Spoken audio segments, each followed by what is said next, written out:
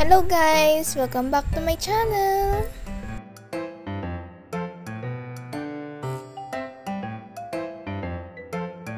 For today's video, magluluto ako ng sinigang na hipon.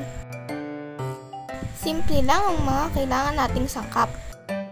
3/4 kilos na hipon. 2 taling petchay. 1 taling sitaw. Bawang, sibuyas, luya, kamatis, gabi, siling panigang, syempre asin, paminta,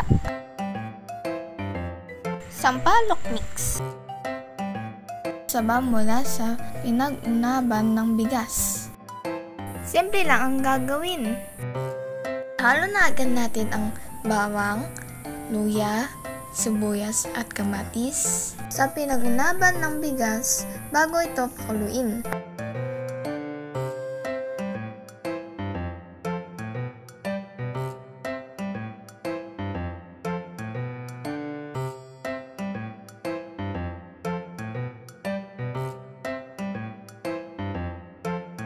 Isunod naman natin ang gabi.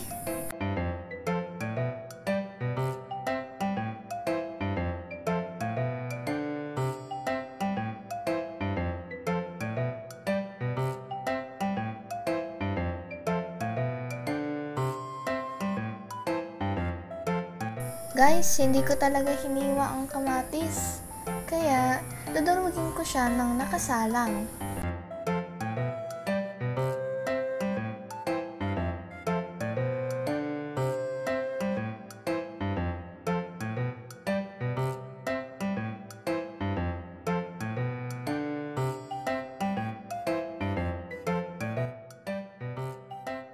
Guys, susunod naman natin ang hipon. Tcharan! Basta, mekos-mekos lang.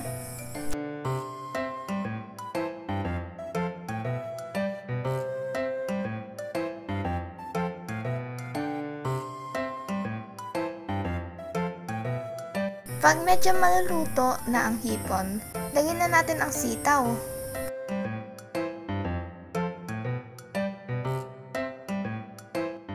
Lagyan na natin ng pampalasa,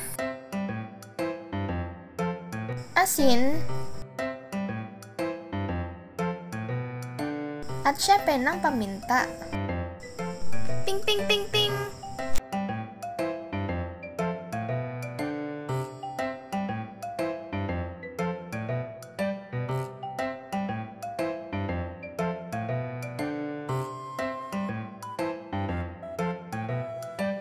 Sunod na natin ang sili para bumango. At pagkatapos, ilagay na natin ang petchay. I-steam lang natin ng 3 minutes para hindi ma-overcook. Dahil wala akong mabiling bunga ng sampalok, kaya gagamit tayong sampalok mix. Mas mabilis to, binubudbud na lang.